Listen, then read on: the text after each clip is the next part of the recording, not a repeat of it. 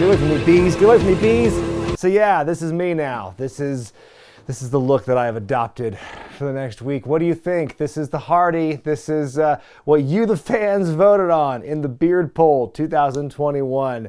4 great charities benefited, and you know what? You're getting the benefit of seeing me in this ridiculous getup here. It's actually I'm kind of impressed with myself for having done this like kind of freehand and just like with no real prep associated with it, besides kind of looking at it once or twice.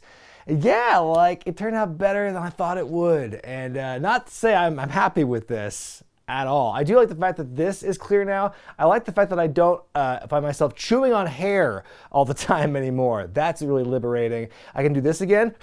I can blow things off my glasses without my mustache blocking it anymore. Oh, it feels so nice right up here. But down here, it's like I am in agony. I just want to get rid of this thing so badly. But thank you all to those who voted in the Beard Poll, whether it was for this or something else. Because, yeah, I think it was a really fun experiment, and it was just really fun. Girls Who Code got, the Hardy got 33% of the vote. The Bagwell, the Texas Equal Access Fund, got 32%. It was within like 30 votes. It was really close. And then behind that was Comfort Cases. That was the Omega Helmsley Harley race. And finally, the Rick Rude, the Feeding America, got 14% of the vote. But at the end of the day, all those charities got some money and they can help their communities with what they have there. So again, thank you so much for participating in the Beard Poll. And I might be tempted to do it again for a 3rd year in a row next year, but jury's still out on that one. Let's talk about this week's NXT though. Like what you like, don't be a dick. Let's begin. The show begins with Tony D'Angelo taking on Dexter Lumis. Now last week, D'Angelo sent Indy Hartwell a message like the dead fish wrapped in the newspaper, sleeping with the fishes. Dexter playing a little bit of mind games back this time around. He's got like his artwork on display at ringside. He reveals it, and it's a drawing of Tony D'Angelo literally sleeping underwater with fishes in a bed. It's mind games, beautiful mind games. A pretty split crowd for this one. Both guys are over in their own ways. And speaking of the crowd, I'm not sure how long they've been doing this, but I just noticed tonight how those LED boards with the logos on them are just above like the high-rise areas of the seating. There's like an additional CGI silhouetted crowd like on the screen to simulate an even larger crowd, which is transparent and hilarious. But yeah, kind of a short match with this one. It ends when D'Angelo powders to the outside, grabs the easel, brings it in there, and the referee takes it out, but while she's distracted, thumb to the eye and a big old slam, Tony's finishing move, to win the match. But then after the match, Dexter is beaten up by Carmelo Hayes and Trick Williams. They Pillmanize his hand, and then after the break, you've got Johnny Gargano hopping mad in the ring.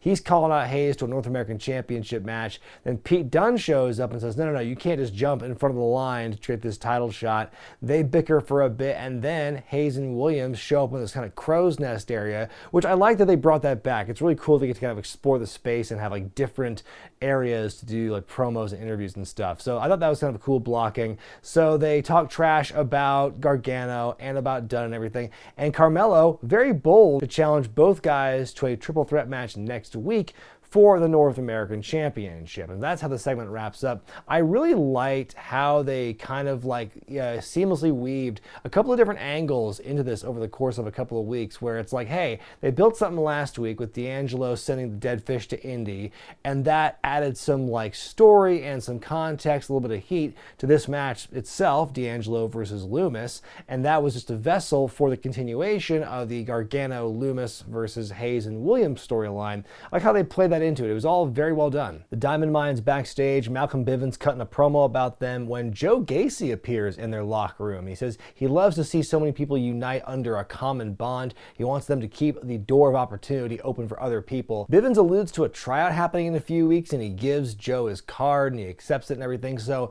it makes me wonder, will they actually have a tryout in a few weeks? Like, will we see some other characters from NXT like try to audition to be in the Diamond Mine, like whether it's Joe Gacy or others? That could be very interesting. We get a vignette from LA Knight where he says if you take away all the rich person stuff about him, like the clothes and the watches and whatever, he's still a big megastar, unlike that ungrateful punk Grayson Waller. Basically, his beef with Grayson is like it sounded like he was like, I was on track to becoming the NXT champion, but then he stole my hosting gig at Halloween Havoc. Oh, how dare he. 6-man tag match up next as Odyssey Jones and Jacket Time, that's Ikemen Jiro and Kushida, take on the Diamond Mine, that's the Creed brothers and Rod Roderick Strong. Brutus, aka Beef Creed, showing off his raw strength, throwing his weight around with Jiro. Looks really impressive and awesome when he does it too. It's a pretty good match here. The story is they're keeping Odyssey and Roderick away from each other, like Roderick wants no part of Jones, basically. Then when they get the hot tag together, it works pretty well to perfection. Roderick does hit Odyssey with, I believe, an angle slam, but then everything kind of falls apart for Diamond Mine. Roderick's hit 3-on-1, like 3 people in a row, Kushida, Jiro, and then a big old splat from Jones for the good guys to win the matchup. I think it was an okay match, sets up more heat between Odyssey and Roderick, but the question is, like, what's the payoff to this? Because Roderick is the Cruiserweight champion. There's no way that Odyssey Jones will ever qualify for that. So I'm wondering, what's the blow-off to this going to be? Like, who's the next person in line for Strong's championship? Backstage, GYV are holding the Women's Tag Team Championships for some reason, and Zach Gibson's calling his Nana to tell her that, hey, we're tag team champions now. Hey, it's great. And he's doing it because he wants to get more of his Nana's inheritance. And I guess him being a champion makes him more worthy of that in his mind. Then the camera pans over to this whiteboard with a very incriminating plan for them to steal the belts from Toxic Attraction, show them off to Nana, and then gently put them back, and the women will be none the wiser. Like, when did GYV turn into such dorks? Then we see more from MSK in their search for the shaman. They're at the airport, and they end up taking 2 separate flights to get there because Wesley says he traded flights to get more airline perks and everything. When they finally reunite, Lee says he sat next to somebody on the flight who was a friend of the shamans. That's quite convenient. And he says that he was an expert in tag team wrestling and revolutionized something before Wesley gets cut off by Nash saying, no more words, let's just find the shaman. And they go leave. But it's like, wait a minute, you have plenty of time to talk more and say more words on the search for the shaman. So that's the end of that segment. So last week, a lot of people theorized that Rob Van Dam is going to be the payoff to this. He's going to be the shaman. They left a couple of clues about that in last week's vignette. But I don't know, after hearing about that and those clues, I'm like, RVD, he was in some tag teams. I wouldn't necessarily call him a tag team expert. Like, that's not what I would ever kind of associate with him off the top of my head. And he did revolutionize things. He was revolutionary in his own way, though. So maybe he is still the shaman. But who do you think the payoff is going to be for this? Let me know in the comments. Andre Chase taking on Zion Quinn in singles action. It's pretty much a squash in favor of Quinn, but Andre does get a couple of licks in. His one big spot here is when he does stomps to Zion, but before each stomp he goes, give me a C, boom, give me an H, boom, spelling out Chase U. But then Quinn brushes off this offense, hits his twisting Samoan drop and his jackhammer to win handily. And then after the match, though, we got Raul Mendoza and Joaquin Wilde jumping Zion in the ring, and then he brushes those guys off too. But then Santos Escobar, we haven't seen him in several weeks. He shows up and returns to beat up Quinn from behind. Then Elektra Lopez shows up and gets right in Zion's face and says, no one ever says no to Elektra Lopez. And they throw Zion down and knock him out. Elektra kind of throws a sultry, vengeful look at Zion as she walks away. And that's that. I think this storyline, it's very interesting how it's going to be. It's kind of Zion versus the world, it seems. They really want to get this guy over, and it looks like they're going to feed no fewer than 2 or 3 guys at him to do so. So we'll see if it pays off. Backstage, Raquel Gonzalez talks about her opponent, Dakota Kai, and says she hasn't had a good night's rest since before Halloween Havoc, and that night when Dakota cost her the women's championship. And she tells Dakota to bring her shovel to this match because she's going to bury her with it. We go now to the poker showdown between Cameron Grimes and Duke Hudson. 2 weeks ago, Cameron kind of played Duke at his own game in his own poker room to win big. And so this is the rematch here, and it's live in the ring, and it's Texas Hold'em in the ring, and they go to all the detail of what the rules are.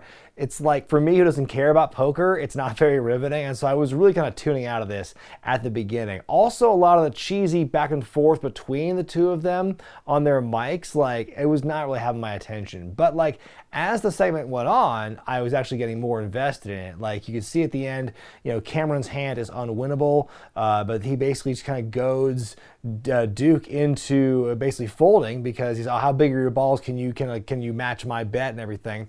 And so Duke says, no, you're just trying to play me like you did last time, but I'm not gonna let you do it. So he folds. Cameron ends up winning the hand despite having a terrible hand, so he wins all the money. Duke got played again. Duke is pissed. He beats Cameron up. He power bombs him through the poker table, then grabs a pair of scissors from a tool kit under the ring and cuts off parts of Cameron's beard and his hair, which is like, damn, that's some next level heel stuff. This has escalated very quickly here, but I like this. I mean, this segment won me over in a big way. Like I said, I couldn't have cared less about this thing like 2 weeks ago, or just like the setup to this, like poker in the ring, whatever. I mean, the more I think about it, it's basically a different version of like the arm wrestling match, but it hasn't really been done in a wrestling ring before, so at least you can give them some points for the originality there. And just how Cameron kind of like his promo and how they kind of like went back and forth. Yeah, it felt a little like overly scripted, a bit labored, but it was still, fun to see Cameron kind of get the win on Duke there. But now this heat of the cutting of the beard and the hair, that really raises, hey, you know what? It raises the stakes. How's that for a little pun? We get a backstage bit with Kyle O'Reilly and Von Wagner, where Kyle brings up Von's recent appearance on SmackDown last week as Adam Pearce's bodyguard, and Kyle says it's all good, it's all about tonight because we go to work on Tuesday nights. And Von says, I ain't even worried about it. Let's handle business. God, I'm just waiting for these two to show any sort of chemistry. Only go to a tag match with these two guys going against Briggs and Jensen as Imperium, the tag champs, watch from backstage. Von's got a strong showing at the start. Kyle comes in, takes the heat, hot tag to Von, and that's all she wrote because Von pretty handily takes out Briggs and Jensen from the get-go from that hot tag. It's just a basic match to help build up the Kyle-Von partnership and to get Von more over, obviously. And it looks like it's setting up something with Imperium, too, because after the match, we see Imperium talk more and say, oh, those guys would rather, they'd be more likely to get a job at working security than taking these championships from us. So, haha. But that's probably going to be setting up for something like that. It's time for another lashing out with Lash Legend, and looks like they finally improved the aesthetic of the studio audience backdrop from that empty dining area they were in a few weeks ago for their episode. She talks about Kaylee Ray's moment where she interrupted the Toxic Attraction last week, and then Grayson Waller shows up. He wants to spill some tea about LA Knight, a rebuttal of sorts from his comments earlier in the show. He derides the whole, it's the same anti-indie sentiment that's been perpetrated by WWE for years up to this point. The whole driving hundreds of miles, VFW halls, no crowd, hot dog and a handshake pay, that sort of thing. So Grayson's very much anti all that. He doesn't want to pay dues, and how wrestling today is all about clicks and likes and retweets, and how he's running the game now. So it's basically, they're definitely lining up this whole LA Knight Grayson Waller thing is like generational, and the old school versus the new school. It seems to be like a thread we're getting a lot right now in this era of NXT 2.0, these first, these building months, so to speak. So we'll see where that goes. A bit earlier in the show, Persia Pirotta telling her partner Indy Hartwell to stay with her man Dexter Loomis at the local medical facility, and she'll take on their opponents, by herself. So we get a 2-on-1 handicap match as Pirotta takes on Gabby Stevens and Jenna Levy. Robert Stone showing up at ringside or on the stage as this match happens, and it distracts Persia momentarily, but it does not last for too long.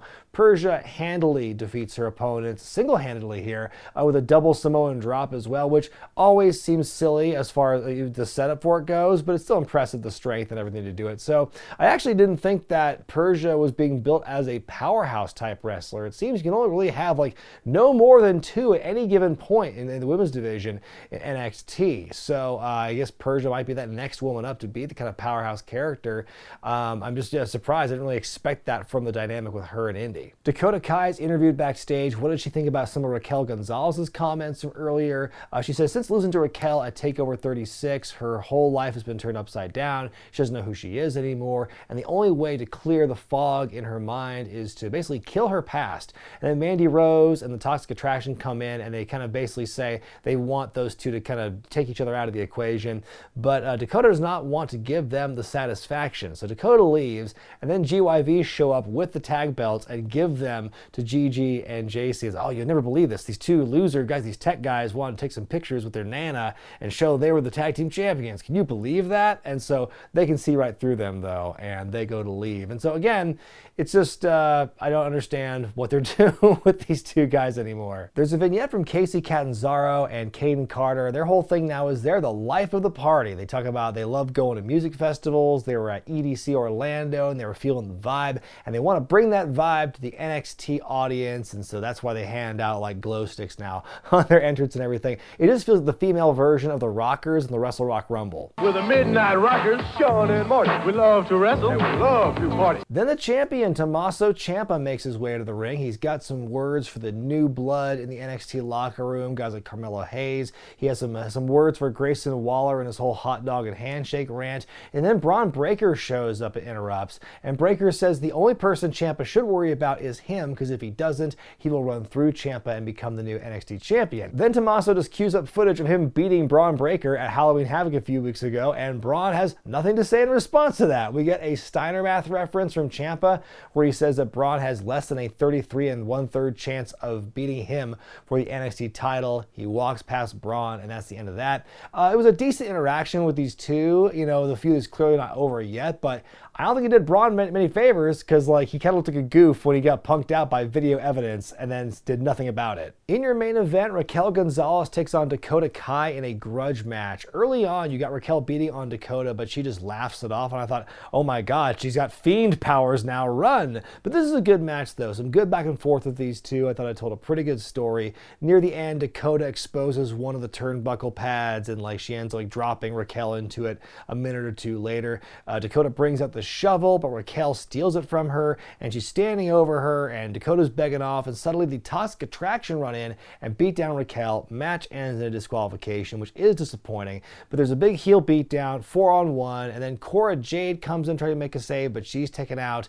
Zoe Stark comes out with crutches and a leg brace because her ACL is torn, but then Io Shirai comes out finally and then clears house with the crutch, starts beating up the baddies. They chase the baddies out. Io Shirai yells "War Games" into the mic as we close up the show, and I'm like, okay, like as this segment was happening, I realized, oh, this is probably what the women's War Games match is going to be.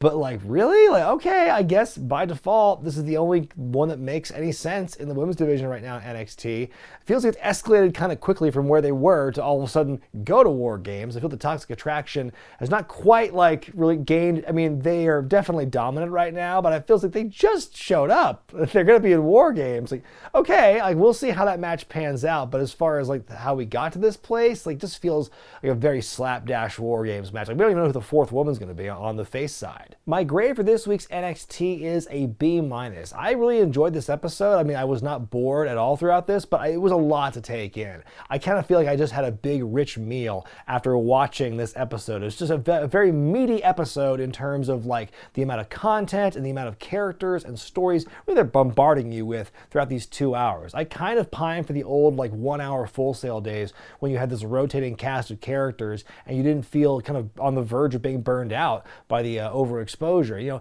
not every angle or gimmick is hitting right now, but a lot of them are, and I can definitely recognize that. A lot of people are gaining good traction from the vignettes we're seeing, and you know, some characters you're not sure where it's going to pay off. Like what's Lash Legend's end game going to be, for example? Like what's her goal going to be in NXT and whatnot, and other characters like that as well. But for other characters, they are kind of working, and so it's paying off for some folks, and it's making for a very interesting show. But what did you think of this week's show, folks? Let me know in the comments section below. Me and this ridiculous beard will be back tomorrow night for the AEW Dynamite review. But until then, I'm Brian Zane, and I'll see you next time.